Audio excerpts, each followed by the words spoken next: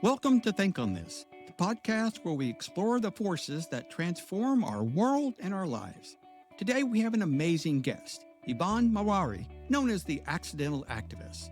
He was a pastor, husband, and father who accidentally took on the dictator of Zimbabwe.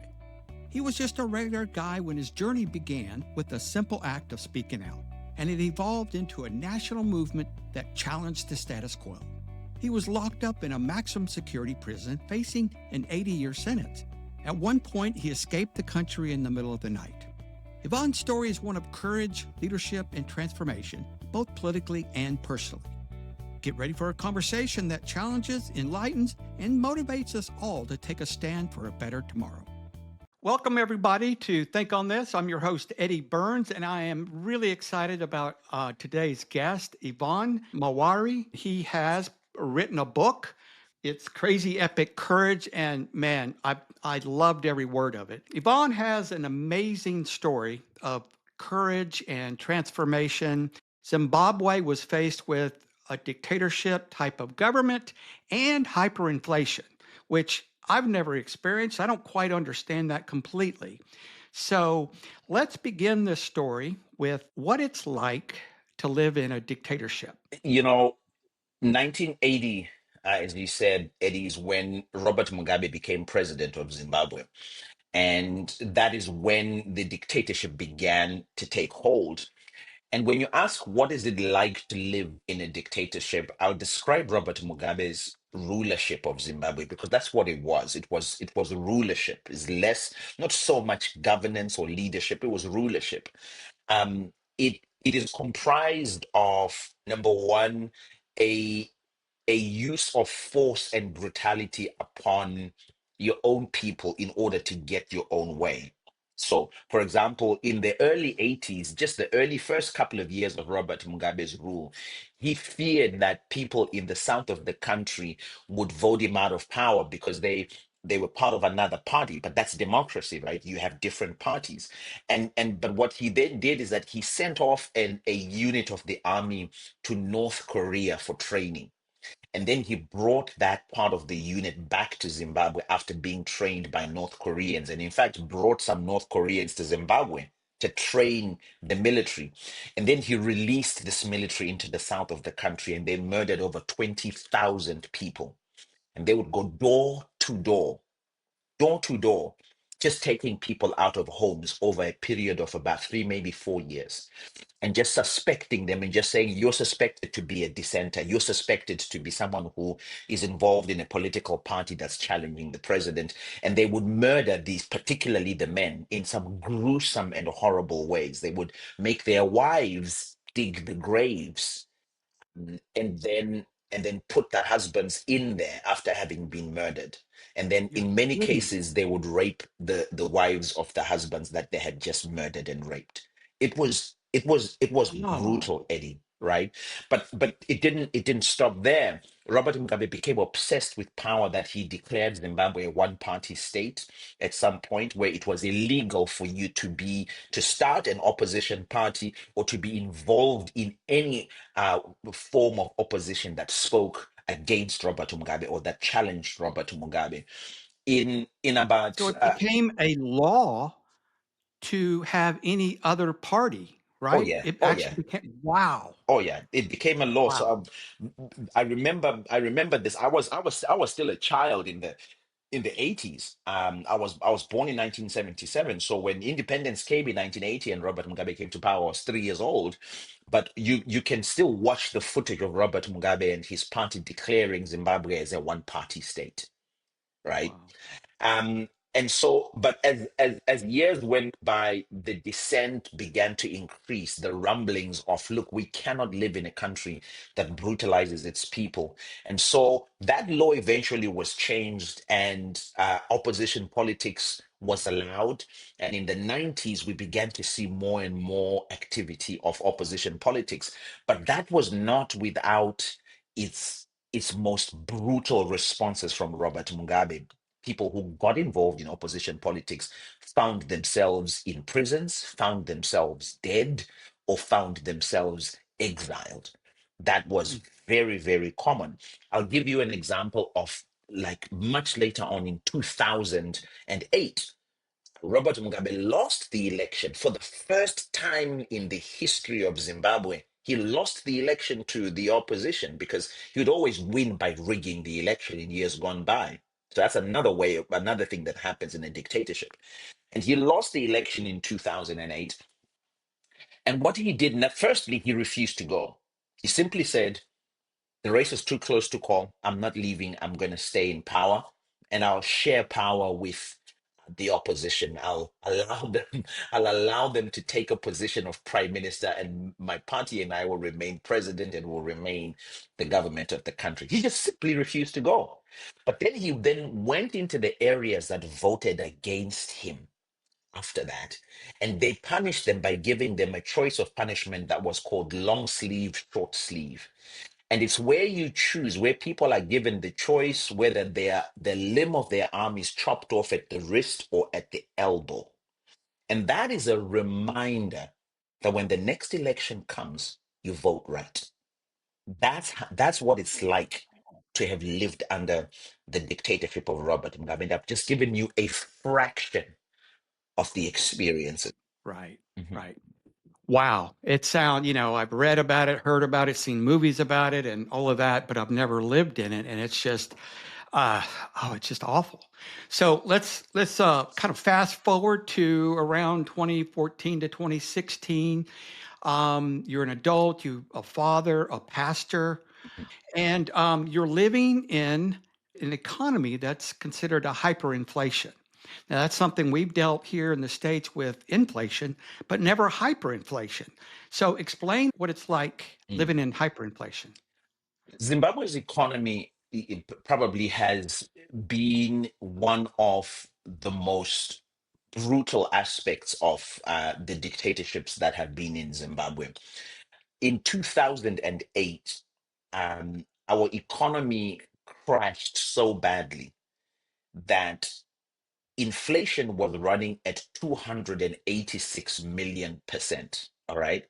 Let me just let that sink in. 286 million% inflation, It's right? hard to fathom. I know it's difficult to figure out, but let me to help you kind of wrap your mind around what that looked like.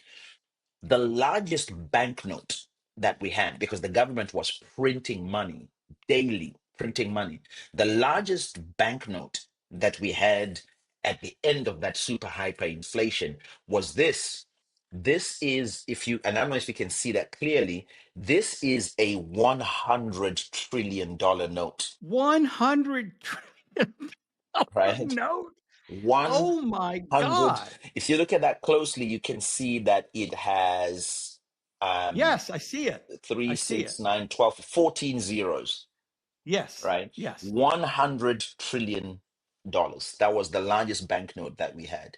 And to have gotten to $100 trillion, you know that you've come through, a $50 billion note, a Hmm. $100 billion. It was crazy.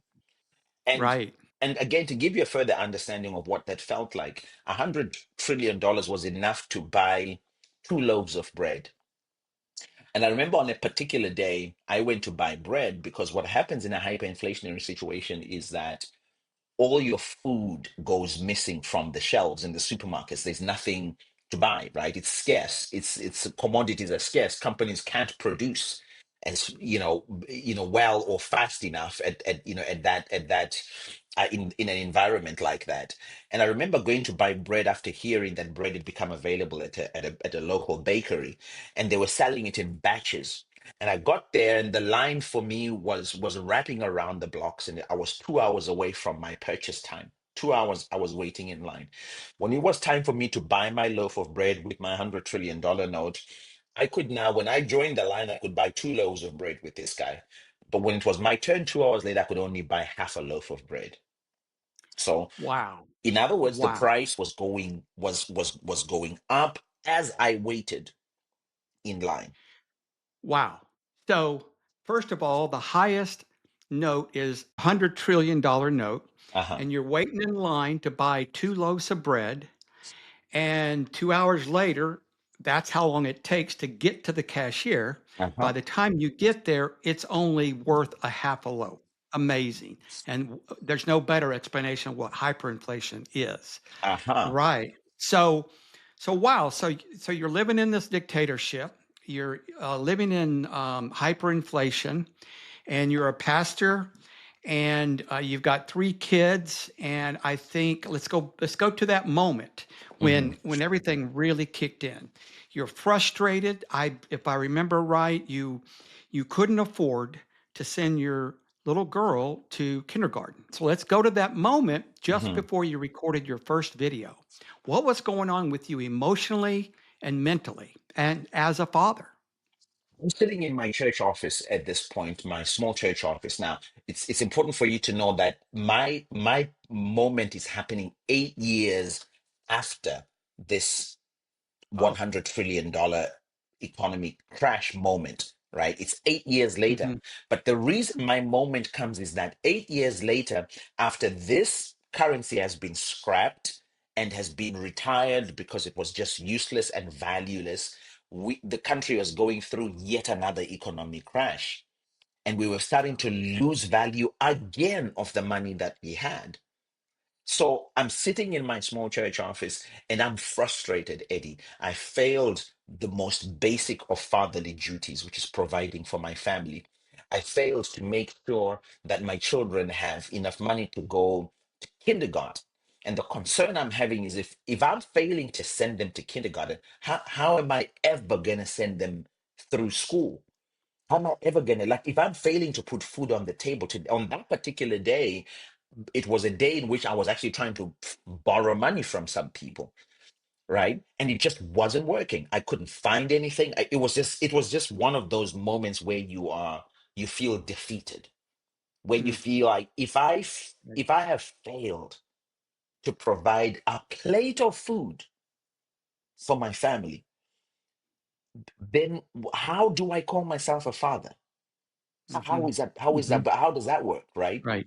So Right. so so that's what's going on in my mind and heart. But I'm also a pastor, remember, of a very small church though. And I'm thinking about my church members that if I'm struggling, I can only wonder what's happening in their homes. I'm also thinking about Right. the orphanage down the road from our church that we help, that Mm, we take groceries to every single month. And I'm thinking if we cannot take any more food supplies, if we can't provide for ourselves, how about this orphanage? What are they gonna do? So I'm in this moment where I'm confronted with my own failure as a father in my own home, but I mhm. also start to see the difficulty of the community that we help to look after in our church. And then I'm starting to see the larger picture of a struggling nation and the injustices of our nation. And it keeps snowballing because I start to realize that this kind of pain and poverty and suffering has become staple to us. That it happened to us 8 years ago, it's happening to us now, and it had happened 8 years prior to 2008. And it's just one of those things that looks like it's a legacy that keeps being passed down. Yeah. And there's nothing more to get us in touch with that as our children.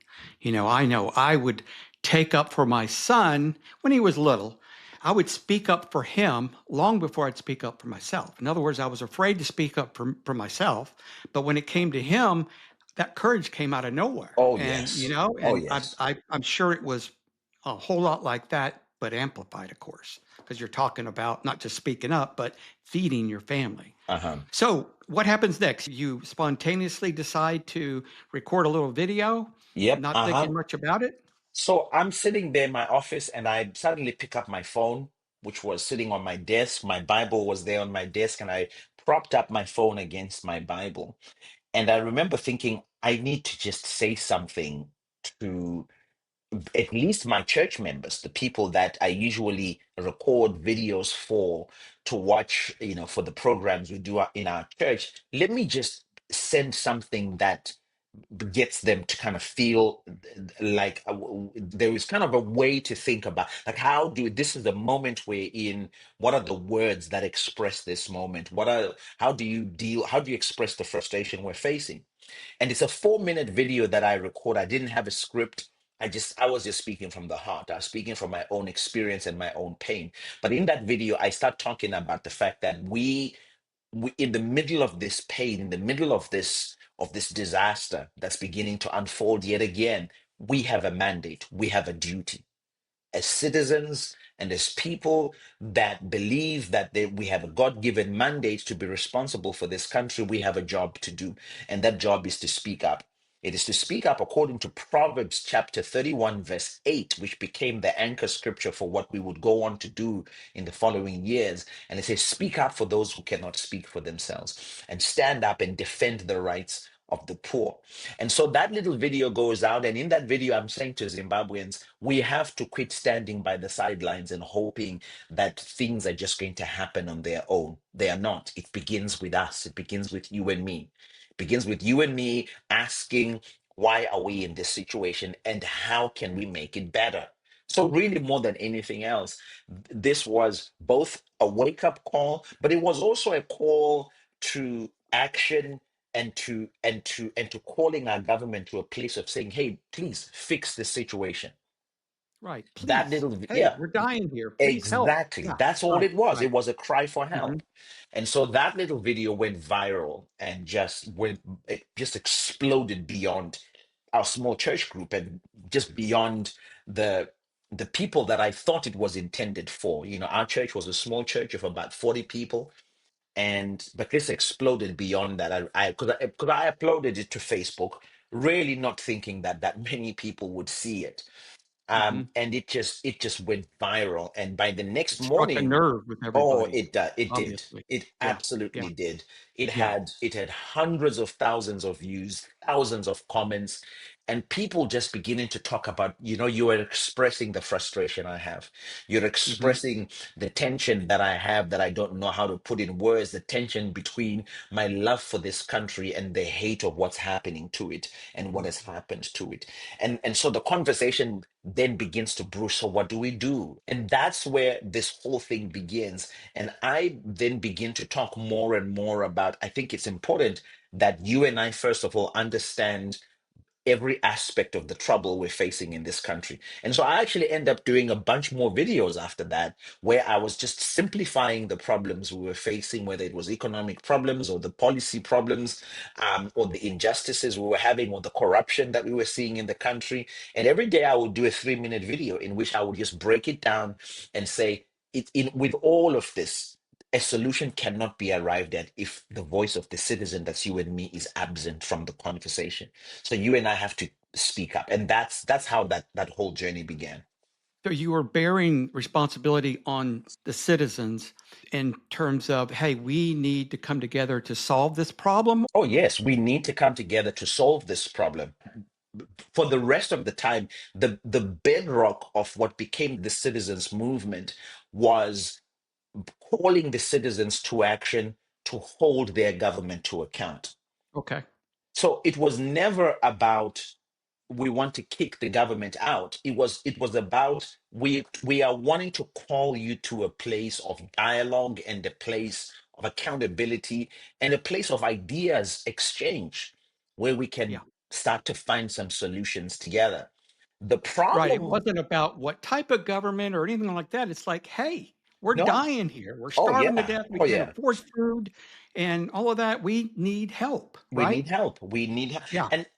And so I think the unfortunate thing is when you live in a dictatorship and you put out a video like that, or you put out that kind of material, a dictatorship is only ever going to view it through one lens, and that's the lens of being challenged by somebody who wants to take power from us.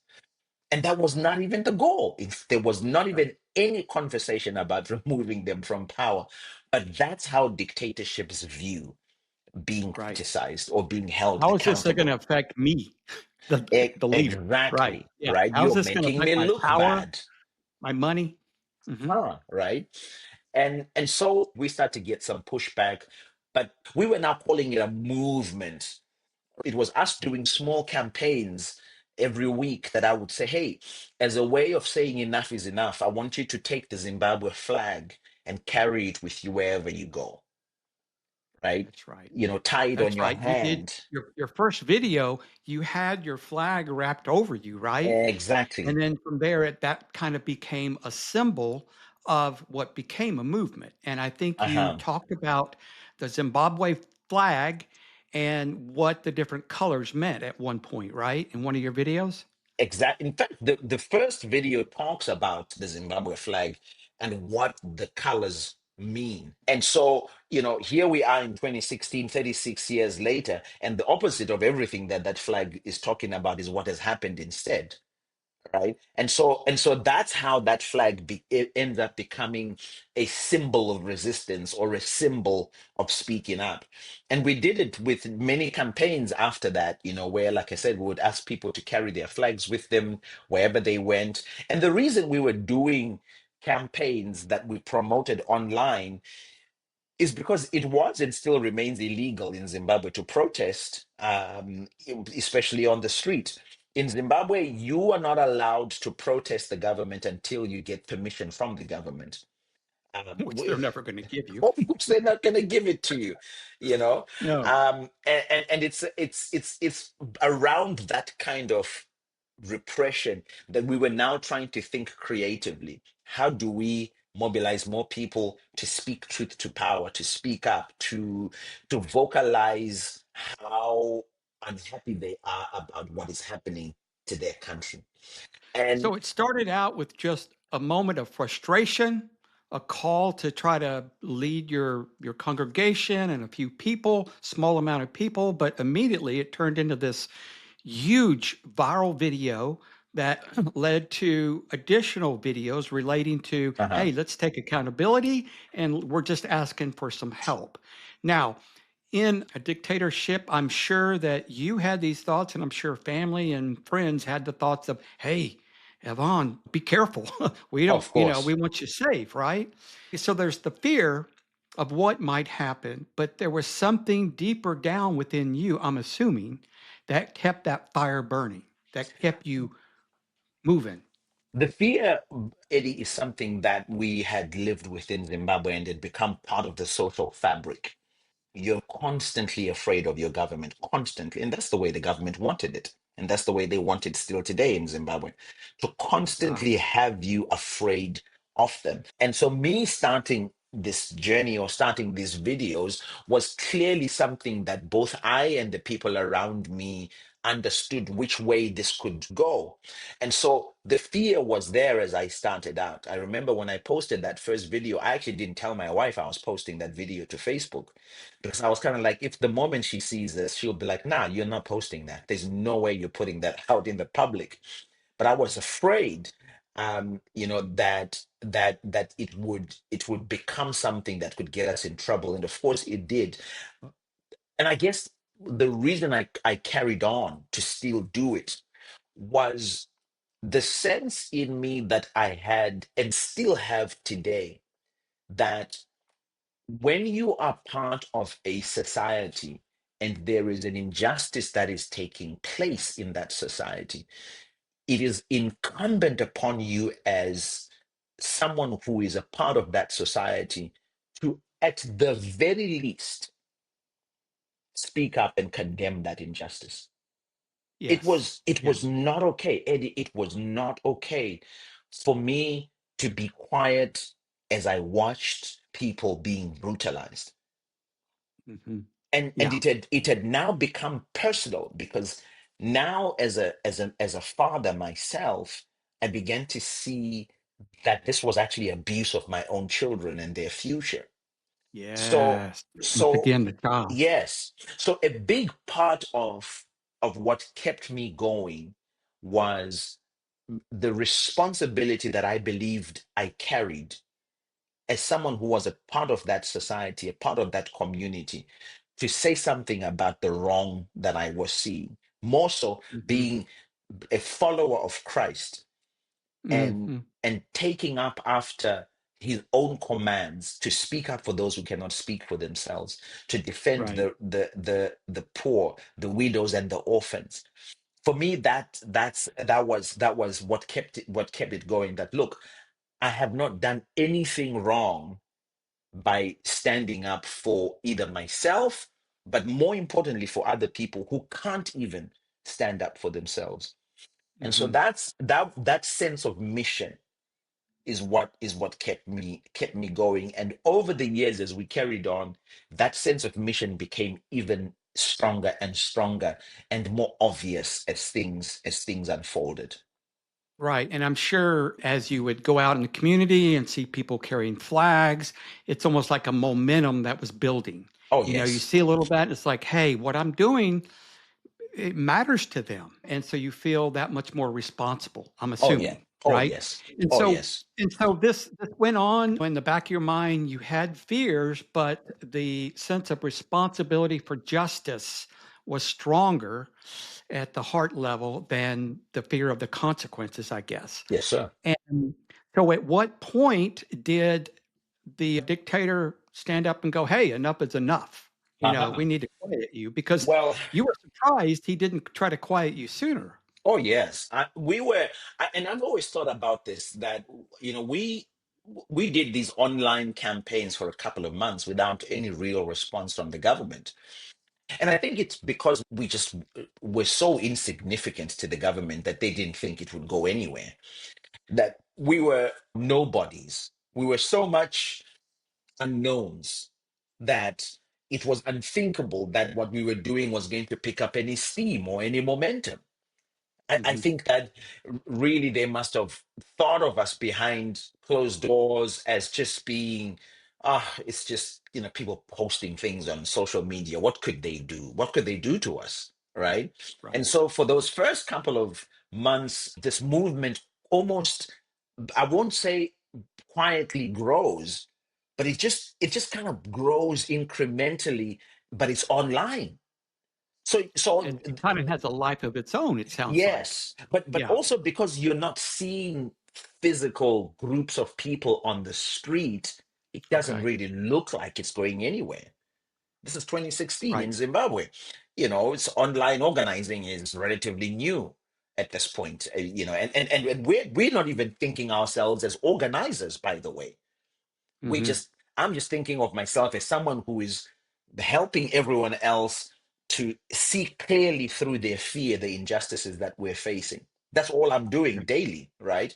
And we then get to a point where the government decides that they were going to introduce another currency. At that point I'm like, no, no, no, no, no, no, listen. Because you'd seen this before, right? Of And it didn't course, work. Hmm. no, we're not going back into this. We lost everything during that period, and nobody was held accountable, and none of us ever got back what we lost. We all lost everything. All our savings were gone. I'm talking about Right. senior Right. citizens who had pensions, who had money that they had saved away. It all evaporated, and 70, 80 year olds were going back to work to try and look after themselves. Okay. So I'm freaking out when the government says we're introducing a new currency. So I remember then saying, I recorded a video and I said, listen, the government needs to hear and understand that the ordinary man has just had enough. So here's what we're going to do. We're going to do an action together. And this is the video I recorded calling for our first protest. My first video went out in April of 2016. It was now July 4th, the 4th of July 2016, when I made this video. And I said, I'd like for us to do in 2 days, on the 6th of July, I want us to do our first protest to show the government that we are tired of being treated like this. So here's what I'm going to ask you to do. I'm going to ask each of you to take one day off on the 6th of July to stay at home. And we're going to shut the country down. We're going to shut Zimbabwe down.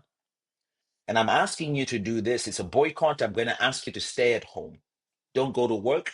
Don't take your kids to school.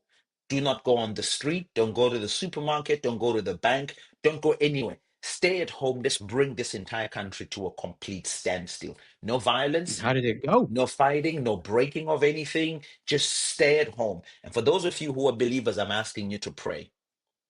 And I remember when that happened, when that video went out, and we were on July 5th. A friend of mine called me and said, "Hey man, I just got news that the police are looking for you." Mm.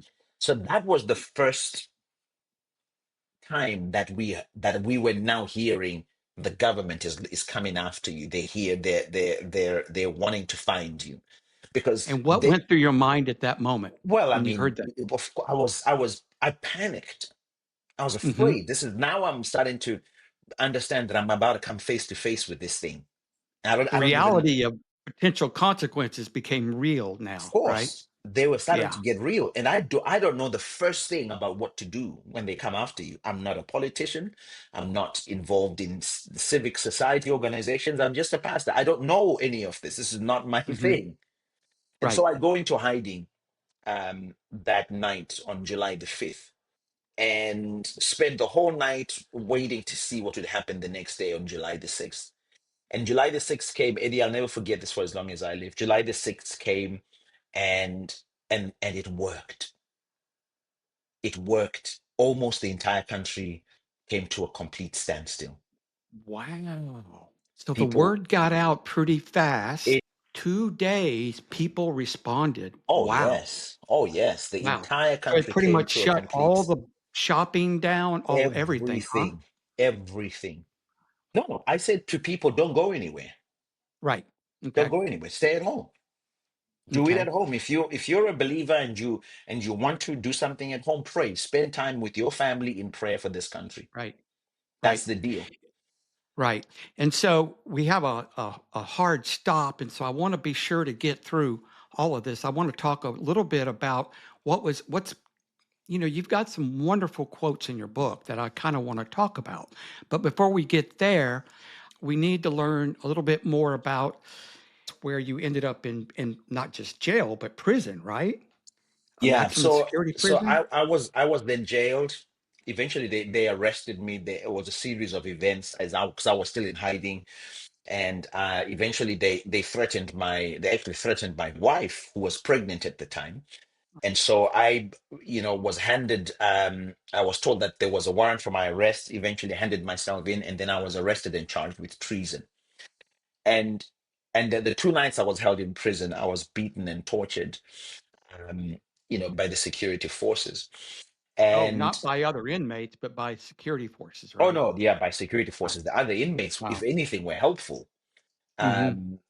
It was the actual interrogators who took me from the cell that I was being held and questioned me. And during the questioning, I was beaten and tortured. But it was in the morning. I remember the morning of going to my first day of trial that something really powerful happened. And as we were making our way there, and people heard the news that I was going to be tried, or my trial was going to begin, people began gathering at the courts in person with Zimbabwe Hmm. flags. And I've always explained this moment as being the the sweet moment that erased the bitterness of the 2 nights I had just experienced. It was beautiful. It wiped away that pain because people spontaneously began to coordinate themselves to gather at the courts to demand my release. At first, it was a small group of people, 100 people, then it grew to about 300, then it grew to about 700. And this figure just kept growing until there were thousands of people gathered at the courts. Yeah, it all started in that morning with just a few people, and by 7 or 8 that night, 7 I or think 8 that's when there p.m. were Yes, there were thousands and thousands and thousands thousands and of people thousands of people there. gathered. If And you, you if you walked out I think you man, walked out at that point, and oh yeah, wow. oh yeah. Eventually, the judge decided to let me go. Information I received later on that there was a concern that this was becoming a national security threat, the gathering of people, Yeah. because people were gathering at other courts in other cities. And I think the government feared a revolution would take place. So eventually they let me go. That very night, I was then informed again I would be rearrested in the morning.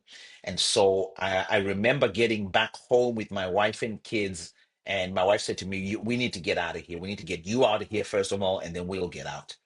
And she packed a Hmm. bag, gave it to me with my passport, and I, left the country. I was driven 6 hours across the border in the middle of the night, and dramatic escape.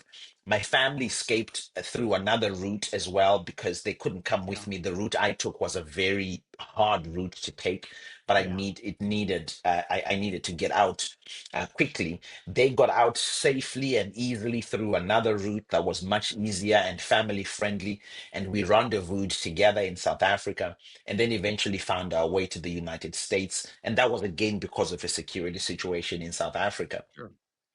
So you ended up going back to Zimbabwe, which, as I'm reading your book, I'm like, why did you do that? And I'm sure you get that all the time, but you I did, know. and you end up being put back in prison. And then I guess there was a point where you left again, right? You're no longer living in Zimbabwe right now, right? Yeah, no, I'm no longer living in Zimbabwe, but that going back moment was a really was a tough moment, but also a very meaningful moment. When Okay. we got here to the US, my wife actually gave birth to our daughter, and 3 months after she was born is when I really started to sense kind of this internal, almost just not being at peace and feeling Hmm. like, wait, I started something in Zimbabwe that was laden with hope that I believed God had sent me on, and then I ran away.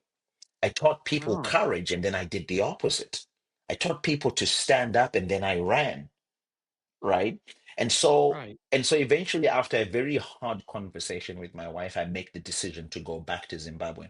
But I leave my Knowing that they were family. probably going to put you in prison, Oh right? yes. Yeah. Oh yes. Yeah. So I left my family here in the US, and then I got on the plane and went back. And 6 months after being away from Zimbabwe, I arrived at the airport and was immediately arrested at the airport. I was charged once again with treason, and this time I was taken to the maximum security prison. But like I said, it's one of those experiences that was deeply meaningful to me, something that I had to do. I don't think that I could have lived with myself had I not Okay. made that journey back. And Makes sense. some people have said to me, but you might not have lived at all. How, what if you were killed? Because that was part of what happened. One of the things that happened along the way was that I was threatened with death many, many, many, many times. But Hmm. Eddie, when you have a mission on your heart that you believe in, when you have something that for you is a calling and not a job, it's not an option, it is the thing. You you're driven by a very different kind of commitment, because it is one that looks at the possibility of being hurt or the possibility of being killed as part of the work that you do. This is it. If you want, there are certain things where if you're gonna get the result of change, or if you're gonna get the result of breakthrough, there are certain risks that are unavoidable. And one of the biggest challenges that people face across the world is this fight between the change they want, but the comfort that they want to hold on to. And you Hmm. can't have both. You cannot have Right. both. You have to let go of the guarantee for safety if you're ever going to attempt a mission that requires courage and that promises you breakthrough. Right. You've got this quote that I love. It's you awaken a version of yourself capable of extraordinary things. Another one, finding my courage changed everything. My relationship with the world around me became much more alive. And that's Mm. kind of what I'm hearing here, Oh, right? yes. There is a version of yourself that you don't know, because there is a veil of fear that blocks you from seeing that version of yourself. And and Nice. and courage is being able to peel back that veil, see that version of yourself, and then want nothing else but to be one with that version of yourself, is to become that version of yourself. And one of the moments that happened for me was right back at the beginning when I recorded that first video. After I recorded that first video, I stopped and I watched it before I posted it. In fact, I must have watched it about 7 or 8 times. And each time I watched it, I was amazed at this individual that I was seeing in this video, who was bold, who was clear, who was on a mission, who was unafraid. And the more I watched it, the more I thought, that's me, that's Ivan, that's the real me. So we all have that something inside of Oh, us, we and do. you were able to see that something each time you watched it back. I mean, I can identify with that, right? Oh, There's yes. all those veils and various things blocking me from tapping that authenticity, that something in me that's not afraid. Hmm. Yes, yes. You have another quote that true courage propels you into the arena of change, even when victory seems impossible or when you feel completely outmatched. You don't have to have it all figured out or be the most equipped. You simply need the willingness to show up. Just being present in the act is an act of powerful, inspiring courage. So it Mm. sounds like we just need to show up, which is what you did Oh, yeah. that day in your office. You had no idea this was gonna be a movement. You had no idea any of this. None You at were just all. frustrated. If you had told me on the day I recorded that video in April of 2016, that in February of 2017 or in November of 2019, I would be in maximum security prisons. I would be beaten and I would be tortured. If you had told me all of that journey, if you had told me that, I would never have taken the journey on. But I say to Yeah, people the whole time that after my second and last escape, and I'd come back, you could not convince me to disown this journey that I walked. yeah. Because How about that? the guy who recorded this video in April of 2016 was different from the guy who got on a flight to go back to Zimbabwe to face Robert Mugabe, was different from the guy who stood firm whilst in court in November of 2019 after 8 different arrests at that point. Mhm. We walked a journey, Eddie, where at the end of 2017, we finally were able to get on the streets of Zimbabwe in mass and demand the resignation of the dictator. And we saw him leave. He was 93 years old, had been in power since 1980, 37, 36, 37 years in power. Mhm. And we saw him leave. If you had told me that there was a day like that that was coming, I would never have believed you. My point is this: we become. We don't wait for someone or some other people to show up to fight for us or to walk our journeys, because we never look like the right person at the beginning of the journey, but we become the person as we engage the mission, as we engage the journey. The courageous person that we can't see in ourselves today, we will become that person tomorrow when we say yes to the journey.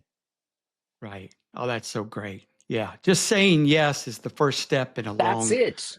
long journey, yeah, And it and it just sort changes of you. unfolds as you go along and, Exactly. momentum gets built and all of that. So, yes, I guess you learned a lot about leadership too. What lessons in leadership did you learn through standing up to the Zimbabwean way of government? Oh man, there's so many, but if one is one that really stood out for me is that leadership is really about the willingness to be responsible, to solve together with people so that they are able to do the same for others. I love that. I love That that. this is what I Yeah, learned yeah. about leadership. It begins with Mhm. willingness to be Okay. responsible, to solve together with people so that they are empowered to do the same for others. And Wow. this journey for me, Eddie, was about watching people and me together make our journey from being fearful to being courageous, Mm-hmm. making our journey from being powerless to being empowered. And and I think this is one of the big lessons that most people sometimes miss about leadership, that it's less about being in front of people and leading the way. Yes, it's part of it, but it's less about being in front and leading the way, and it's more about modeling with people so that they can also do it. They can also lead others. They can also become that they can be in a position where they can make it happen the same way that they watched you make it happen, maybe even more. Okay. And a lot of people usually will not take on leadership journeys because they're thinking themselves, well, I'm not an expert, so I can't do it.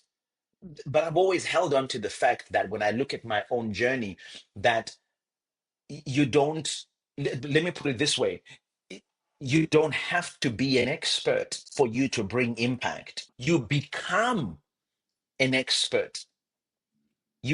So to wait to be an expert is to possibly never become, or never start the journey.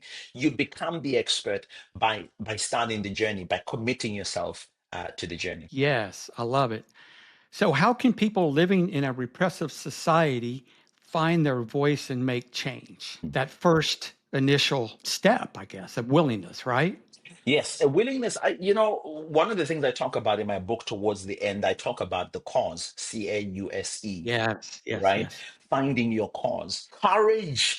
Courage is a direct byproduct of the clarity of your cause, right?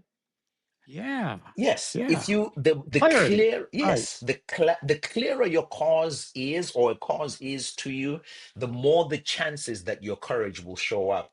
Right now, you rightfully I said. love that because a lot of times our clarity is it's so foggy.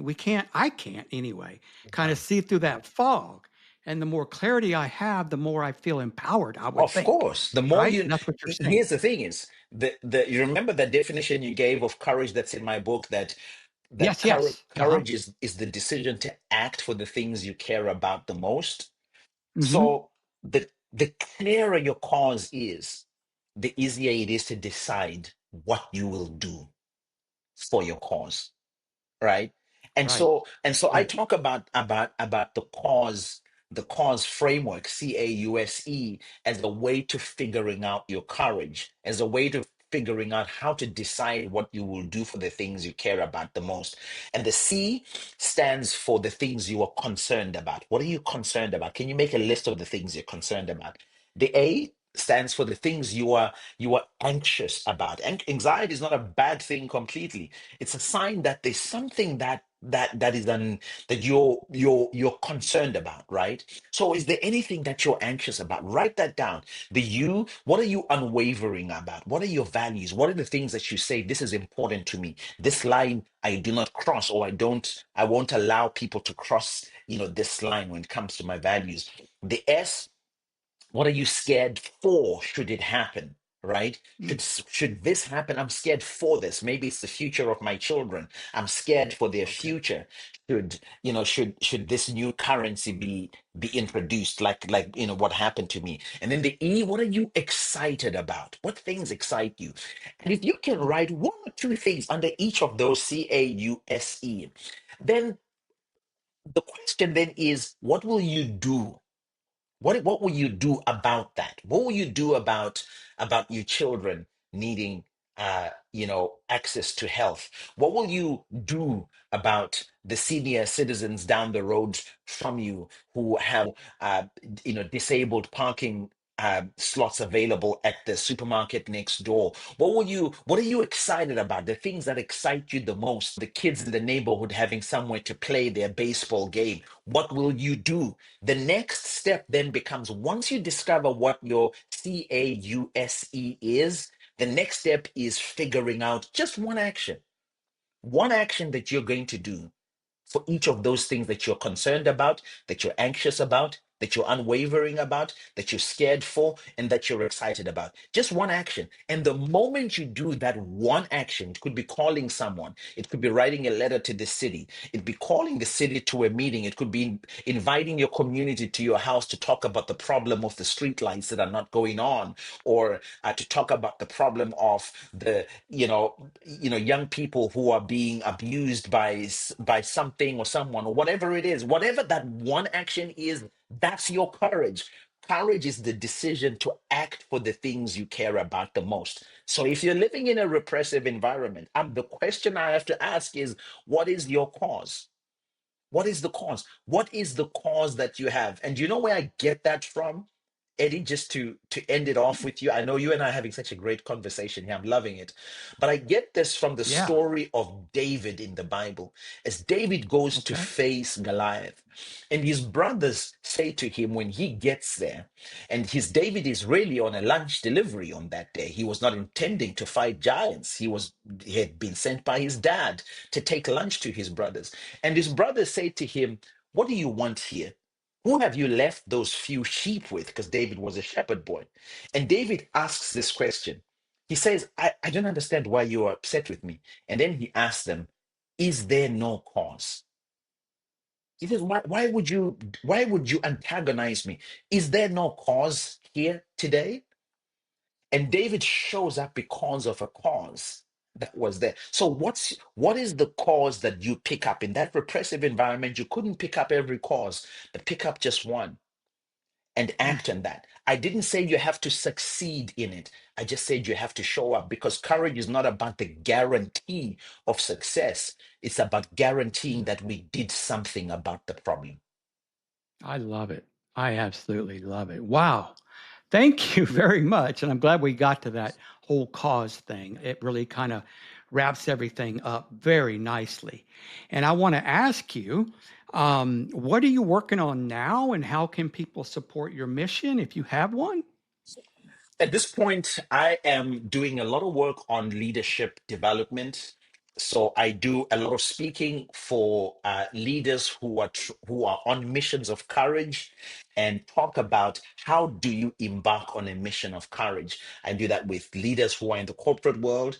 I do that with leaders who are in the church world. How do I say yes to God's mission of courage? Okay. I'm currently working on my next book, which is on leadership and courage. I don't have a title for it yet, but it's on leadership and courage, and this figuring out, how do I grow to become a courageous leader? Nice. And once again, I want to show your book. It's a wonderful story. Here we go. Crazy Epic Courage. Hmm. And Yvonne, I just want to thank you again. I really thoroughly enjoyed this, and again, it was kind of like I'd never met you before, but before we got on the call, I felt like I'd known you for a long time. Oh, And Eddie. your story, your information, your way of telling the story is epic. And I certainly want to encourage everybody to buy the book. If you need a speaker, look up Yvonne, and you've got a website, right? What is it? Yes, so they can go to ivanmawarire.org. So that's my name, EvanMawarire.org. And there's all the information that they could require. They can send me a request, and I'll respond to it if they want me to speak, or if they want more information about the work that I'm doing. That's wonderful. Well, Yvonne, thank you very much. It's been a pleasure, my friend, and thank you for making the time on your podcast with your listeners for my story, and for the learnings from my story. Truly appreciate that, sir. Thank you. Thank you. I appreciate it.